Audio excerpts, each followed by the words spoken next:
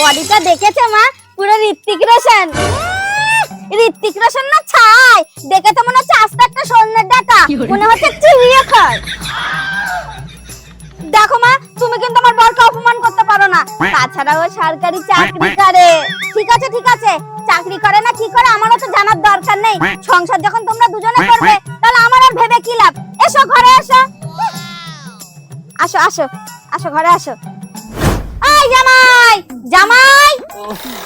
আরে কি হলো মা, এত সাত সকালে চিল্লাচ্ছেন কেন? তা চিল্লাবো না, এখন কি আর সাত সকাল আছে? এত বেলা অবধি কোন বাড়ির জামাই ঘুমায় শুনি? আরে শাশুড়ি মা, এই কথাটা আমাকে না বলে আপনার মেয়েকে বলুন। না মানে ওই আর ও সারাদিন কাজের সূত্রে বাইরে থাকে তো, রাত্রেবেলা ও যখন বাড়ি আসে একটু দুজনে মিলে খেলা খেলি। ছি ছি, নাক লজ্জার মাথা খেয়েছো নাকি দুজনে? মায়ের সামনে এই সমস্ত কথা বলতে লজ্জা লাগে না? হ্যাঁ মা, সারাদিন খাটাখাটনি করার পরে কোথায় বাড়িতে এসে একটু রেস্ট নেবো তা না, আপনার মেয়ের সাথে সারা রাত ধরে লুডো খেলতে হয়।